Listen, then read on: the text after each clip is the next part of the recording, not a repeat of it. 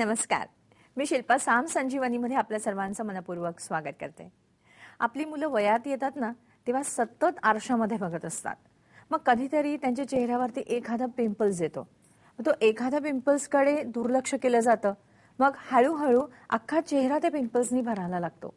तेव्हा मात्र पालकांच्या लक्षात येतं की पिंपल्स वरती करण्यासाठी म्हणून आपल्याकडे उपचार आहेत का. मग काही घरगुती उपचार केलेले असतात. आजीनी सांगितलं, आईने सांगितलं, जे जे काय म्हणावं ते आपण करून बघतो. पण पिंपल्स येण्याचे लक्षण मात्र काही कमी होत नाही. अशा वेळी जर आपण वेळीच पिंपल्स वरती उपचार केले तर नक्कीच आपली जी चेहऱ्याची त्वचा आहे ती नितळ आपण ठेवू शकतो. यासाठी आपल्याला डॉक्टरांकडे जायचं असतं हे मात्र कित्येकांच्या लक्षातच येत नाही. अशा वेळी मात्र डॉक्टरांनी सुचवलेली औषधं जर आपण घेतली, पोटातून याची औषधं घेतली, चेहऱ्यावर लावून घेतलं तर नक्कीच हे पिंपल्स येण्याचं प्रमाण कमी होऊ शकतं. यावरती आयुर्वेदिक उपचार नेमके कोणते आहेत हे आज आपण समजावून घेणार आहोत. आज आपल्याबरोबर आहेत डॉक्टर अर्चना जानूगडे. आपण त्यांचं स्वागत करूया. डॉक्टर साम संजीवनीमध्ये तुमचं मनपूर्वक स्वागत. पिंपल्स म्हटलं ना की आपल्या मनामध्ये अनेक प्रश्न असतात. अर्थातच तरुण वयामध्ये येणारे पिंपल्स वेगळी आणि हळूहळू जसं आपलं वय वाढत जातं तेव्हा देखील आपल्याला पिंपल्स येतात. तेव्हा मात्र आपल्याला कळत नाही, अरे तेव्हा मला पिंपल्स आली होती, आता मात्र ह्या वयात मला का पिंपल्स येतात. का तर पिंपल्स येण्याचे प्रकार अनेक असतात. हे प्रकार जर जाणून घेतले तर नक्कीच त्याच्यावरती उपचार करून घेणं हे आपल्याला सोपं पडतं. तुमच्या मनामध्ये जे जे काही प्रश्न असतील ते तुम्ही नक्कीच डॉक्टरांना विचारा आता थेट. यासाठी म्हणून तुम्हाला आपला फोन नंबर लागेल. आपला फोन नंबर असा आहे 66843333. मुंबई बाहेरील सगळ्या प्रेक्षकांनी 022 हा एसटीडी कोड लावायचा आहे. चला त्या कार्यक्रमात सुरुवात करूया. डॉक्टर, पहिलाच प्रश्न मला असा विचारायचा आहे की खरंच वयात येताना पिंपल्स येणं वेगळं असतं, हळूहळू वय वाढतं तेव्हा देखील पिंपल्स काही आपली पाठ सोडत नाही. खरं तर पिंपल्स म्हणजे नेमकं काय असतं किंवा पिंपल्सचे काही प्रकार असतात का हे जरा सांगता का. मुळात पिंपल्स म्हणजे वयात येणं ही प्रक्रिया स्टार्ट झाल्यानंतर, म्हणजे मुलींना पाळी चालू झाल्यानंतर आणि मुलांच्यामध्ये 18 वर्षानंतर सिबेशियस नावाची ग्लँड स्किनमध्ये असते. त्यामध्ये हार्मोनल चेंजेसमुळे सिक्रिशन्स वाढायला लागतात आणि त्यामुळे चेहऱ्यावरती पिंपल्स येतात. आता पिंपल्समध्ये 2 प्रकार असतात. एक ॲक्ने वल्गॅरिस आणि दुसरा असतो तो ॲक्ने रोझेसी. ॲक्ने वल्गॅरिस हा जो प्रकार आहे तो टीनेजर्समध्ये जनरली वयाच्या 12-14 वर्षांमध्ये पाळी जेव्हा चालू होते तेव्हा मुलींना आणि तिथून पुढे यायला सुरुवात होते ते साधारणतः 20-22 मॅक्झिमम 24व्या वर्षापर्यंत हे पिंपल्स चेहऱ्यावरती येतात. आणि त्याचे मग स्टेजेस असतात की पिंपल्समध्ये छोटं पिंपल, एक पॅप्युल येतं, त्याच्यामध्ये इन्फेक्शन होतं, पस तयार होतो आणि मग पिंपल्स, पॅप्युल, पस्ट्यूल, बॉईल, सिस्ट अशा त्याच्या कंडिशन्स वाढत जातात. आणि मग पिंपल्समुळे चेहरा इतका खराब होतो की जसं जसं त्याचे स्टेजेस वाढत जातात तसे स्किनमध्ये इरप्शन्स यायला सुरुवात होतात. आणि मग अगदी खूप जेव्हा अशी कंडिशन असते की पिंपल्समुळे चेहऱ्यावर काळे डाग आणि खड्डे दिसायला लागल्यानंतर मॅक्झिमम आपल्याकडे क्लिनिकल ट्रीटमेंटला जे पेशंट येतात ते 20, 22 आणि 24व्या वर्षी. म्हणजे नॉर्मली जेव्हा गरज असते की 18व्या वर्षी 12व्या वर्षी जेव्हा पिंपल्स येतात त्या काळात आपण जर थोडंसं ट्रीटमेंट करणं गरजेचं आहे. ते फॉलो होत नाही ऍक्च्युली, ते खूप गरजेचं असतं. आणि दुसरा पिंपल्सचा प्रकार असा आहे की ॲक्ने रोझेसी. म्हणजे बऱ्याचदा असं होतं की 12-14व्या वर्षी चालू झालेले पिंपल्स वयाच्या 24व्या वर्षी नॅचरली बंद होतात. म्हणजे आपण काही नाही ट्रीटमेंट केली तरी सुद्धा पिंपल्स कमी होऊ शकतात. पण 14-24 वर्षापासून काही वेळेला हार्मोनल चेंजेस म्हणजे ड्युरिंग प्रेग्नन्सी किंवा बेबी फिडिंगवरती जेव्हा असतं अशा काळामध्ये हार्मोनल चेंजेस जे शरीरात होतात आणि त्याचा परिणाम म्हणून जेव्हा पिंपल्स यायला सुरुवात होते ते पिंपल्स 24व्या वर्षापासून काही वेळेला 45 एज पर्यंत येत राहतात. म्हणजे ऑन ऑफ पिंपल्स येतात आणि ते मग इतकं त्रासदायक होतं की कंट्रोलमध्ये आणणंच मुश्किल होतं. मग त्याला बऱ्याचदा कॉज कसे असतात की प्रेग्नन्सीमध्ये हार्मोनल चेंजेस, स्त्रियांच्यामध्ये 2 हार्मोन्स असतात, इस्ट्रोजन आणि प्रोजेस्टेरॉन. या हार्मोन्समध्ये कमी जास्त जेव्हा बदल होतात अशा काळामध्ये पिंपल्सचे स्टेज वाढतात, हीट क्रिएट होऊन पिंपल्स चेहऱ्यावरती येतात. बेबी फिडिंगवरती असं अशा काळामध्ये सुद्धा हार्मोनल चेंजेस खूप होतात.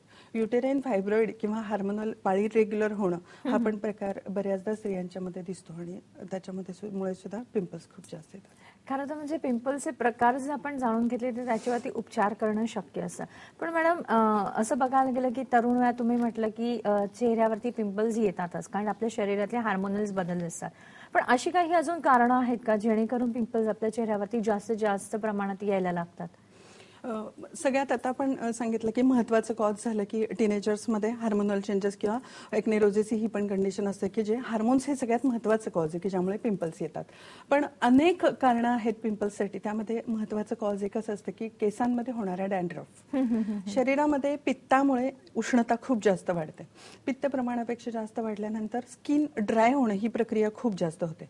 केसांच्या मुळांना जे अनेक पोर असतात त्याच्यातून ती शरीरातली मॅक्झिमम उष्णता बाहेर पडत असते. ही उष्णता बाहेर पडत असताना स्किनचा वरचा लेअर डेड होतो. डॅन्ड्रफ स्केली जो असतो तो बऱ्याचदा असं होतं की घाम आपल्याला खूप जास्त येतो आणि धूळ याच्यामुळे त्या डॅन्ड्रफचा इन्फेक्शन मध्ये कन्व्हर्जन होतं आणि त्यामुळे मग डॅन्ड्रफचे seborrheic dandruff, psoriatic dandruff, infectious dandruff, tinea infection dandruff असे प्रकार होतात. हे डॅन्ड्रफ जेव्हा इन्फेक्शन स्वरूपामध्ये होतो आणि तो फोरहेडवरती येतो तेव्हा पिंपल्स खूप जास्त येतात. चेहऱ्यावरती डॅन्ड्रफ खूप वेळेला पडतो त्यामुळे चेहऱ्यावरती पिंपल्स खूप जास्त येतात. तर त्यामुळे आपल्याला जर डॅन्ड्रफ कॉज असेल तर ते क्लिअर करणं महत्वाचं. अजून एक महत्वाचं कॉज असं वाटतं मला की टीनेजर्स, आता मुलं आपल्याकडे जनरली 18, 20, 22 वर्षाचे हिस्ट्री टेकिंग हा प्रकार असतो आमचा की प्रायमरी काय कॉज आहे ते शोधलं पाहिजे. त्याशिवाय आपण ट्रीटमेंट नुसतंच काहीतरी लोशन ऍप्लिकेशनला देतो, काही क्रीम देतो, तात्पुरत्या स्वरूपामध्ये पिंपल्स कमी होतात, परत येतात, कमी होतात, परत येतात. मग जेवण वेळेवरती जेवणं आणि पोट व्यवस्थित साफ न होणं म्हणजे साधारणतः वय 12, 14, 15 वर्षाच्या मुलांची हिस्ट्री जर आपण घेतली तर कधी वेळेवरती जेवण नसतं. बाहेरचं वडापाव, समोसा, बर्गर, पिझ्झा हे आजकाल प्रपोर्शन खूप वाढलंय आणि पोट साफ न होणं म्हणजे कॉन्स्टिपेशनचा त्रास ऑलमोस्ट 80% या टीनेजर्समध्ये मुलांना असतो आणि त्याचा परिणाम म्हणून न पचलेला अन्नरस जो काही पोटामध्ये शिल्लक राहतो त्याचे टॉक्झिन्स तयार होतात आणि हे टॉक्झिन्स रक्तामध्ये मिक्स होऊन चेहऱ्यावरती, फोरहेडला पिंपल्स खूप जास्तीत जास्त लिम्फ नोड एरिया, ज्या एरियामध्ये जास्त लिम्फ नोड्स असतात अशा काळामध्ये ड्रेन आउट व्हायला त्या भागामध्ये पिंपल्स म्हणजे जनरली चेहऱ्यावरती येणं किंवा गालाचा भाग आहे त्याच्यावरती. खूप मुलांना छातीवरती आणि पाठीवरती पण पिंपल्स खूप जास्त येतात. असं म्हणजे खरं तर हे डॅन्ड्रफमुळे देखील ते होऊ शकतं. तर डॉक्टर ही झाली कारण. पण जेव्हा आपल्याला एखादा पिंपल यायला लागतं आणि हे पिंपल्सचं प्रमाण आपल्याला वाढणार आहे हे जेव्हा लक्षात येतं तेव्हा काही अशी लक्षणं आपल्याला दिसून येतात की जेणेकरून आपण त्याच्यावरती उपचार करणं हे अतिशय आवश्यक असतं. ही लक्षणं नेमकी कोणती असतील डॉक्टर? पिंपल्स यायला सुरुवात होते. आता बऱ्याचदा कसं होतं स्किनचे प्रकार असतात, ड्राय स्किन, ऑइली स्किन आणि कॉम्बिनेशन स्किन. ड्राय स्किनवरती जनरली फारसे पिंपल्स येत नाहीत पण ऑइली जेव्हा स्किन असते तेव्हा त्याचे प्रकार म्हणजे आपण काही त्याला प्रेझेंटेशन दाखवू शकू. ही स्किनचं बेसिक एक स्ट्रक्चर आपल्याकडे आहे. ही स्किनचे लेअर असतात आणि त्याच्यामध्ये हे केसांचं रूट दाखवलंय. केसांच्या रूटला दोन्ही साईडला ही अशी सिबॅशियस नावाची एक ग्लँड असते जी स्किनच्या वरतीपर्यंत येते. म्हणजे जनरली जे सिबम सिक्रेट होतं ते केसांच्या बाजूला जे पोर असतं त्याच्यातून वरती स्किनपर्यंत येतं. या फेजमध्ये एक डायग्राममध्ये केसांच्या बाजूला सिबॅशियस नावाची ग्लँड आहे आणि ह्या स्वेट ग्लँड्स आहेत आणि स्किनचे लेअर्स आहेत. आता ही एक स्ट्रक्चर असं दाखवलंय की पिंपल्समध्ये असणारं म्हणजे जे सिबॅशियस नावाच्या ग्लँडमधनं सिक्रेट झालेले सिबम वरती येऊन एक मोठा पिंपल तयार झालाय आणि ती ग्लँडमध्ये इन्फेक्शन होऊन पस फॉर्मेशन झालंय त्यामुळे मोठी सॅक तयार झाली याला. ही इन्फ्लमेशन कंडिशन म्हणतात की स्किनवरती वरती बॉईल दिसतो पण आतमध्ये पस तयार झालेला असतो त्यामुळे पेन भयंकर असतं आणि इन्फ्लॅमेटरी कंडिशनमुळे अशा वेळेला हा पिंपल्स वरून फारसा मोठा दिसत नाही पण पेनमुळे खूप त्या भागामध्ये असं वेदना जाणवतात.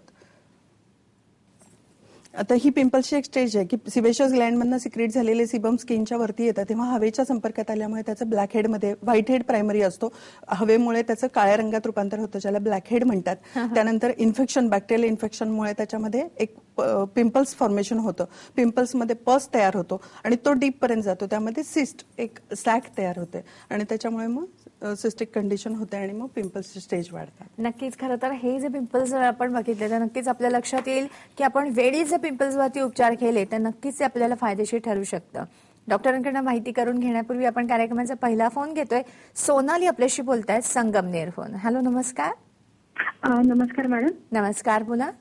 ऍक्च्युली आता पिंपल्स बद्दल जे डिस्कशन केलं जातं त्याच्याबद्दलच बोलायचं. जेव्हा पिंपल्स येतात, पिंपल्स आल्यानंतर त्याचे कलांतराने खड्डे तयार होतात. म्हणजे ते पिंपल्स जो फुटले तर ते खड्ड्यामध्ये रूपांतर होतं. तर त्या खड्डे कशा पद्धतीने आपण त्याच्यावर ट्रीटमेंट किंवा काय करू शकतो त्याच्यावर आपण? बरोबर, ठीक आहे, काय सांगाल डॉक्टर? पिंपल्सच्या आपण आता स्टेजेस बघितल्यानंतर बऱ्याचदा काय होतं की हेच पिंपल्स जेव्हा डीप पर्यंत जातात आणि पस फॉर्मेशन होतं तेव्हा स्किन डीप पर्यंत खराब होत जाते. हे आपण प्रेझेंटेशन मध्येच सांगून मग स्कारचं डेफिनेशन सांगते. जनरली काय होतं की हे पिंपल्सची ही स्टेज दाखवली बघा. केसांच्या बाजूला ओपन पोर असतं, सिबेशियस ग्लँड असते, सिबम सिक्रेट होऊन वरती येतं, blackhead, whitehead, papule, pustule आणि सिस्टिक कंडिशन मध्ये पस तयार होतो. आणि ही कंडिशन अशी असते की ज्यामध्ये पस फॉर्मेशनमुळे बॅक्टेरियल इन्फेक्शनमुळे स्किन डीप पर्यंत खराब होत जाते आणि त्याचा परिणाम म्हणून चेहऱ्यावरती पिंपल्सचे खड्डे दिसायला लागतात. तर नॉर्मली कसं असतं की पिंपल्स जेव्हा स्किनवरती येतो तेव्हा स्किनचा वरचा लेअर डेड झालेला असतो. तो डेड झाल्यामुळे पिंपल्स जेव्हा आपण सबसाईड होतो त्या काळामध्ये स्किनचा वरचा लेअर काळी पडलेली स्किन म्हणजे काळे डाग चेहऱ्यावरती दिसायला लागतात. पण जर इन्फेक्शन खूप दिवसपर्यंत आहे आणि आपण बऱ्याचदा असं होतं की पिंपल्सकडे खूप दुर्लक्ष केलं जातं आणि त्या पस फॉर्मेशनमुळे स्किनमध्ये जे खड्डे पडतात आणि ते खड्डे स्किनचा लेअर आतमध्ये डीप पर्यंत पूर्ण डेड करत जातात. म्हणजे बऱ्याचदा असं होतं की हिलिंग ही जी प्रोसिजर आपण आयुर्वेदामध्ये खूप अप्रतिम मेडिसिन्स आहेत आयुर्वेदामध्ये या सगळ्या ट्रीटमेंटसाठी, तो पार्ट आपण आता एक एक बघूयात. पण स्किनवरती खड्डे खूप डीप पर्यंत, चिकन पॉक्सचे जर स्कार असतील तर ते ऍब्सोल्यूट आपल्याला कधीच रिकव्हर करता येत नाही. पिंपल्स सिस्टिक कंडिशनमध्ये आहे आणि आता जे आपण बघितलं की खूप स्किनमध्ये आतमध्ये पर्यंत पस फॉर्मेशन होतं. मग अशा वेळेला काही वेळेला नुसतं अँटीबायोटिक वरती सुद्धा किंवा आयुर्वेदिक गुगळकल्प आपण देतो त्याच्यावरती ते कंट्रोलमध्ये येत नाहीत. मग अशा काळात आपल्याला ते थोडंसं स्कार कट ओपन करून क्लीन करून घ्यावं लागतं आणि तो पडलेला खड्डा मग आपण पुन्हा रिकव्हर करू शकत नाही. ते पुन्हा हिलिंग किंवा रिज्युनेशनची प्रक्रिया असते ती जनरली प्रॉपर करणं पॉसिबल होत नाही. तर मग त्याच्यामुळे समजा जर असं काही खड्डे असतील तर ते खड्डे पडण्यापूर्वीच जर आपण काही उपचार केले तर नक्कीच आपल्याला आपल्या सगळ्या या औषधांचा उपयोग होऊ शकतो. अजून माहिती करून घेऊया आपण. वेळ झाली आहे एका ब्रेकची. आता घेतोय छोटासा ब्रेक.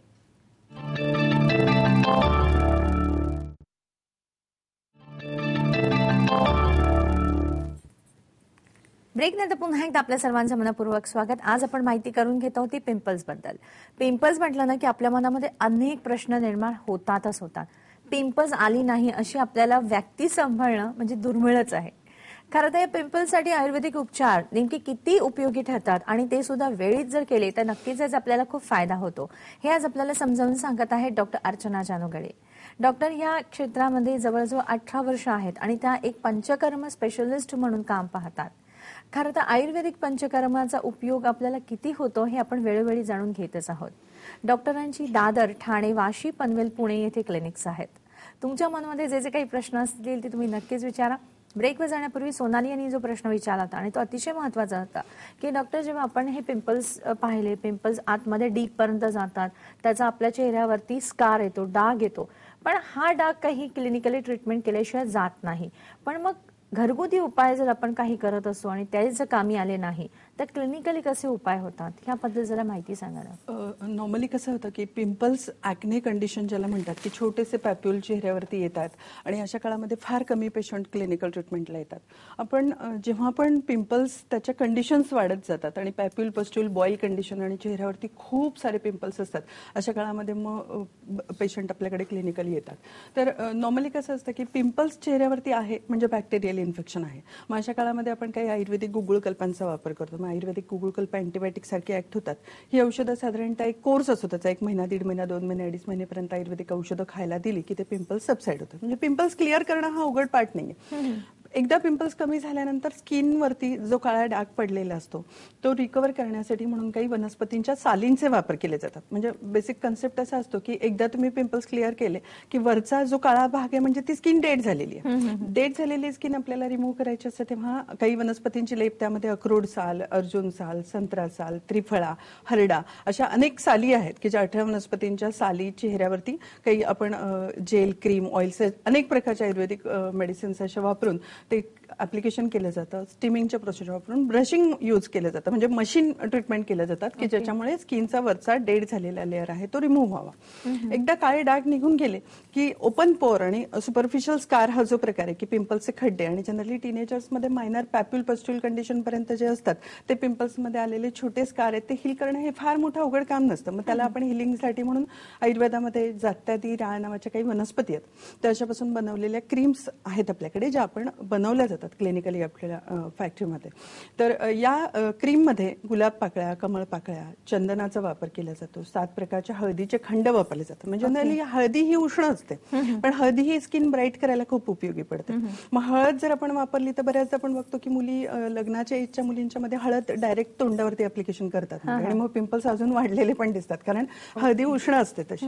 मग हळदीमध्ये कुलिंग एजंटचा वापर केले जातात, मग ॲलोवेराचा वापर केला जातो, थंडासाठी वाळा चंदनाचा वापर केला जातो आणि याचे कॉन्सन्ट्रेटेड पासून एक्स्ट्रॅक्ट्स बनवतात आणि त्याच्यावर प्रोसेस केली जाते. त्यापासून क्रीम्स बनवल्या जातात, त्यापासून काही पावडरी पॅक बनवले जातात आणि हे ऍप्लिकेशनला दिले जातात की ज्यामध्ये राळ नावाची वनस्पती आणि जात्यादी हे स्कार हिलिंग, पिंपल्स वरती मुळे आलेले जे छोटे खड्डे असतात ते हिल व्हायला उपयोगी पडतात.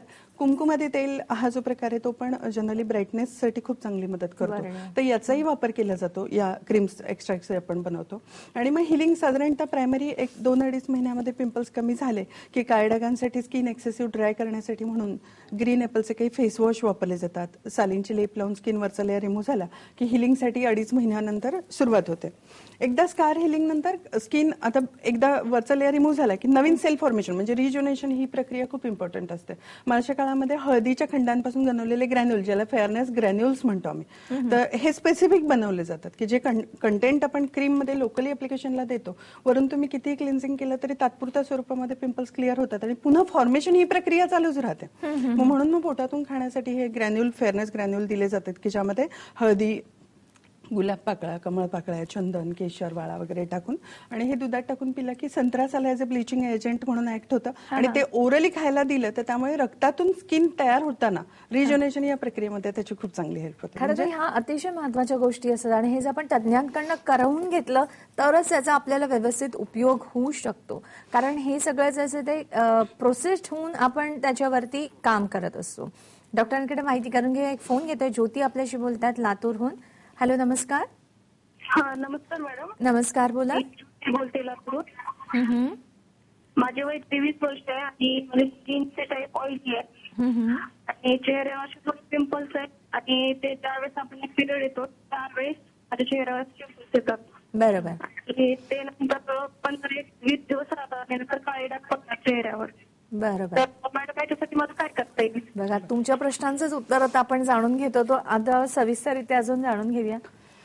नॉर्मली आता हीच कंडिशन की पिंपल्स येतात, इन्फेक्शन जेव्हा होतं ते आपण कंट्रोलमध्ये आणलं अँटीबायोटिकने, वरचा लेअर रिमूव्ह करून टाकला, सेल रिज्युनेशनसाठी ओरल मेडिसिन्स खाण्यासाठी दिली जातात आणि पुढे जो फॉलोअप असतो तो 6-8 महिन्यापर्यंत कंटिन्युअस करावा लागतो. आता त्यांचा प्रश्न असा आहे की पाळीच्या काळामध्ये पिंपल्स खूप जास्त येतात.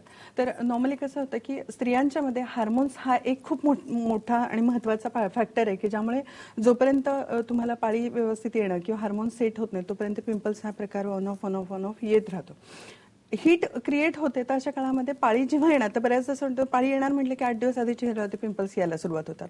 त्याचं कारण असतं की उष्णता खूप जास्त. अशा काळामध्ये नारळ पाण्याचा वापर करावा. थंड ज्या गोष्टी असतात, आता सब्जाच्या बिया या थंडासाठी खूप चांगल्या मदत करतात. मग रात्री झोपताना सब्जाच्या बिया भिजत ठेवून त्याचं जर पाणी थोडंसं पिलं थोडं किंवा धण्या जिऱ्याची पूड रात्री झोपताना एक तांब्याचं भांडं असतं त्याच्यामध्ये पाणी कोमट करून धण्या जिऱ्याची पूड रात्रभर भिजत ठेवून सकाळी जर घेतली तर त्याच्याने उष्णता कमी होते. म्हणजे घरगुती स्वरूपामध्ये ते नक्की उपचार करू शकतात. आणि आजकाल आपण सर्रास